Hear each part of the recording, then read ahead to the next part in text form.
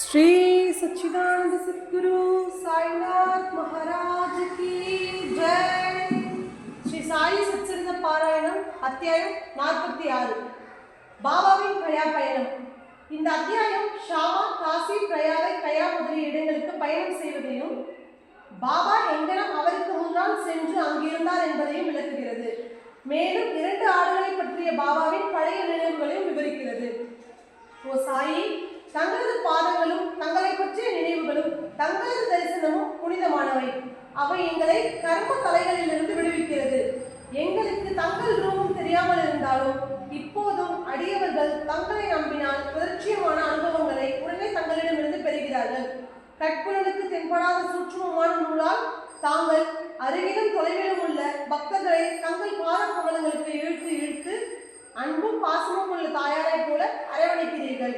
தாங்கள் எங்கு இருக்கிறீர்கள் என்பதை அடியவர்கள் அறியவில்லை என்றாலும் தாங்கள் அவர்களின் அருகிலேயே இருந்து அவர்களுக்கு உதவி புரிந்து ஆதரிக்கிறீர்கள் என்பதை கடைமுடிவாக அவர்கள் உணர்ந்து கொள்ளும்படி அவ்வளவு சாமர்த்தியமாக நூலை விழிக்கிறீர்கள்.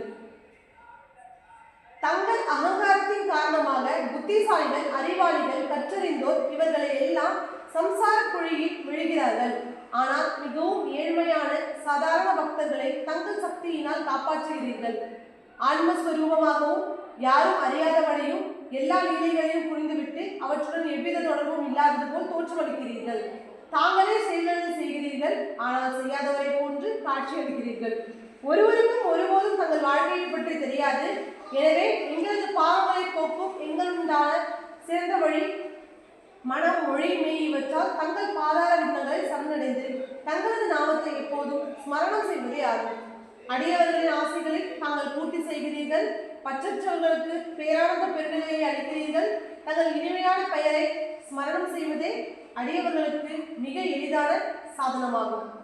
இச்சாதனங்களால் ராஜச தாமச பண்புகள் மறைந்து சத்துவ குணமும் நேர்மையும் முக்கியத்துவம் அடைகின்றன.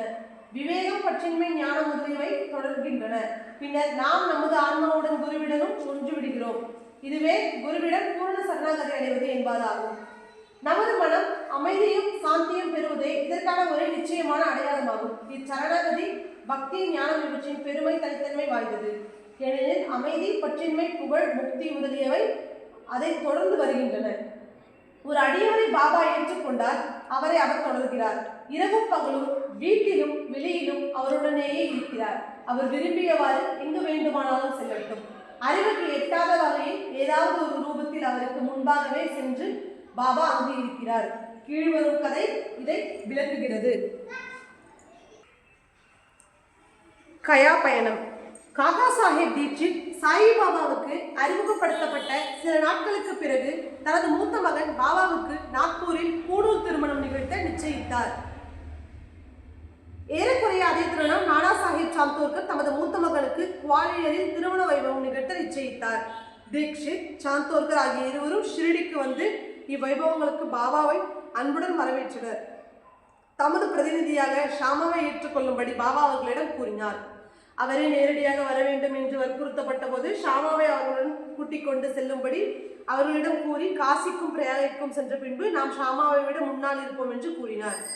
இத்தருணம் பாபாவின் மொழிகளை குறித்து கொள்ளுங்கள், ஏனெனில் அவைகள் அவரின் சர்வ வியாபகத்தை காண்பிக்கின்றன. ஷாமா பாபாவின் அனுமதியை பெற்றுக்கொண்டு இந்த வைபவங்கள், விழாக்கள் ஆகியவற்றுக்காக நாக்பூருக்கும் குவாலியருக்கும் சென்றுவிட்டு பின்னர் காசி, பிரயாகை மற்றும் கயாவுக்கு செல்ல தீர்மானித்தார். கோதேவும் அவருடன் செல்வதாக இருந்தார். இருவரும் முதலில் நாக்பூருக்கு பூணூல் விழாவிற்கு சென்றனர். காகா சாஹேப் தீட்சித் ஷாமாவுக்கு அவரின் செலவுக்காக ரூபாய் 200 கொடுத்தார். பின்னர் அவர்கள் குவாலியருக்கு திருமண வைபவத்துக்கு சென்றனர். அங்கே நானா சாஹேப் சாந்தோர்கர் ஷாமாவுக்கு 100 ரூபாயும் அவருக்கு சம்பந்தியான ஜடார் 100 ரூபாயும் கொடுத்தனர். பின்னர் ஷாமா காசி, அயோத்தி முதலிய இடங்களுக்கு சென்றார். காசியில் ஜடாரின் அழகான லட்சுமி நாராயணர் கோவிலிலும் அயோத்தியில் ராமர் கோவிலிலும் ஜடாரின் மேனேஜரால் நன்கு வரவேற்கப்பட்டார். அவர்கள் அயோத்தியில் 21 நாட்களும் காசியில் 2 மாதங்களும் தங்கினர். பின்னர் அங்கிருந்து கயாவுக்கு புறப்பட்டனர். கயாவில் பிளேக் பரவி இருக்கிறது என்பதை ரயிலில் அவர்கள் கேள்விப்பட்டு மனக்லேசம் அடைந்தனர். இரவில் கயா ஸ்டேஷனில் இறங்கி தர்மசாலையில் தங்கினார்கள். காலையில் கயாவாலா வந்து யாத்ரீகள் எல்லாம் முன்னரே புறப்பட்டு விட்டனர், நீங்களும் சீக்கிரம் புறப்படுவது நல்லது என்றார். ஷாமா தற்செயலாக அவரை, கயாவில் பிளேக் இருக்கிறதா என்று வினவினார். இல்லை என்றார் கயாவாலா. தயவு செய்து எந்தவித கவலையும் பயமும் இன்றி தாங்களே பாருங்கள் என்றார். பின்னர் அவர்கள் அவருடன் சென்று அவரது இல்லத்தில் தங்கினார்கள். அது பெரிய விசாலமான சத்திரமாகும். தனக்கு கொடுக்கப்பட்ட இடத்தை பற்றி ஷாமா மிகவும் மகிழ்ந்தார். ஆனால் கட்டிடத்தின் முற்பகுதியில் நடுவே மாட்டப்பட்டிருந்த பாபாவின் பெரிய அழகான சாயி படமே அவரை மிகுந்த மகிழ்ச்சியில் ஆழ்த்தியது. இப்படத்தை பார்த்ததும் ஷாமாவுக்கு உணர்ச்சி பொங்கியது. அவர் காசிக்கும் பிரயாகைக்கும் சென்ற பிறகு ஷாமாவுக்கு முன்னதாகவே நாம் அங்கு இருப்போம் என்ற பாபாவின் மொழிகளை நினைவு கூர்ந்தார். கண்களில் கண்ணீர் பொங்கியது. மயிர் பூச்செறிந்து தொண்டை அடைத்து தேம்பி அழத் தொடங்கினார். அங்கு பிளேக் இருப்பது குறித்து பயந்து அதனால் அவர் அழுகிறார் என கயாவாலா நினைத்தார். ஆனால் ஷாமா பாபாவின் படத்தை எங்கிருந்து எப்போது அவர் பெற்றார் என்று விசாரித்தார். கயாவுக்கு வரும் யாத்திரிகளின் வசதிகளை கவனித்துக் கொள்வதற்காக அவருக்கு 200 அல்லது 300 ஏஜென்ட்டுகள் மன்மாடிலும் புன்தாம்பேயிலும் வேலை செய்வதாகவும் அவர்களிடமிருந்து பாபாவின் புகழை கேள்விப்பட்டதாகவும் கூறினார். பின்னர் ஏறக்குறைய 12 ஆண்டுகளுக்கு முன்னர் அவர் ஷிரடிக்கும் சென்று பாபாவின் தரிசனத்தை பெற்றார். அங்கு ஷாமாவின் வீட்டில் தொங்கவிட்டிருந்த பாபாவின் படத்தை பாபாவின் அனுமதி பெற்று ஷாமா அவருக்கு கொடுத்தார். இது இதே படம்தான். இந்த முந்தைய நிகழ்ச்சியை ஷாமா அப்போது நினைவு கூர்ந்தார். முன்னால் தனக்கு பணிவன்பு புரிந்த அதே ஷாமா தான் தனது விருந்தினர் என்று தெரிந்தவுடன் கயாவாலாவுக்கு மகிழ்ச்சி கரை காணவில்லை. பின்னர் அவர்கள் இருவரும் அன்பையும் சேவையையும் மாறி மாறி பரிமாறிக்கொண்டனர். மிக மிக உற்சாகத்துடனும் மகிழ்ச்சியுடனும் இருந்தனர். கயாவாலா அவருக்கு சரியான ராஜோபசரம் செய்தார். அவர் பெரும் பணக்காரர். தான் ஒரு பல்லக்கில் அமர்ந்து யானையின் மேல் ஷாமாவை அமரச் செய்து அவரது தேவை சௌகரியங்கள் அனைத்தையும் கவனித்துக் கொண்டார். இக்கதையின் நீதியாவது, பாபாவின் மொழிகள் வார்த்தைக்கு வார்த்தை அப்படியே உண்மையாகின்றன. தமது அடியவர்கள் பால் அவர் கொண்டுள்ள அன்பு எல்லையற்றதாகும். அதை விட்டு விடுவோம். அவர் எல்லா ஜீவராசிகளையும் கூட சமமாக நேசித்தார். ஏனெனில் அவர்கள் பால் தாம் ஒன்றியவராக நினைத்தார். பின்வரும் கதை இதனை விளக்குகிறது. பின்வரும் கதை 2 ஆடுகளை பற்றியது. ஒரு முறை லெண்டியிலிருந்து பாபா திரும்பி வண்டிக் கொண்டிருக்கும் போது ஆட்டு மந்தை ஒன்றை கண்டார். அவைகளில் 2 அவரின் கவனத்தை கவர்ந்தன. அவைகளிடம் சென்று அவற்றை தடவி கொடுத்து அன்பு செலுத்தி அவைகளை ரூபாய் 32க்கு விலைக்கு வாங்கினார். பாபாவின் இந்த செயலை கண்டு பக்தர்கள் ஆச்சரியமுற்றனர். இவ்வியாபாரத்தில் பாபா ஏமாற்றப்பட்டார் எனவும், ஒரு ஆடு ரூபாய் 2 வீதம், அதிகபட்சம் 3, 4, 2 வீதம் 8 மட்டுமே இருக்க வேண்டும். அவர்கள் இதற்காக பாபாவை கடிந்து கொண்டனர். ஆனால் பாபா அமைதியாகவும் மகிழ்ச்சியாகவும் இருந்தார்.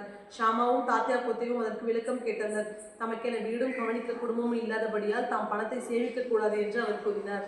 தமது செலவில் 4 சேர் பருப்பு வாங்கி ஆடுகளுக்கு அளிக்கும்படி கூறினார். இது முடிந்த பின் பாபா ஆடுகளை மந்தையும் சொந்தக்காரருக்கு கொடுத்துவிட்டு ஆடுகளை பற்றிய தமது பழைய ஞாபகத்தையும் கீழ்கண்ட கதையையும் கூறினார். ஓ ஷாமா, தாத்தியா, இவ்வியாபாரத்தில் நான் ஏமாற்றப்பட்டு விட்டேன் என நீங்கள் நினைக்கிறீர்கள்? கிடையாது. அவைகளின் கதையை கேளுங்கள். அவைகளின் முந்தைய பிறவியில் மனிதர்களாய் இருந்தனர். எனது நண்பர்களாய் இருந்து எனது அருகில் அமரும் நல்ல திருஷ்டம் பெற்றிருந்தனர். அவர்கள் ஒருதாய் மக்கள். முதலில் ஒருவரை ஒருவர் நேசித்தனர். ஆனால் பிற்காலத்தில் பகையாளியை ஆகிவிட்டனர். மூத்தவன் சோம்பேறி, பின்னவன் சுறுசுறுப்பானவன்.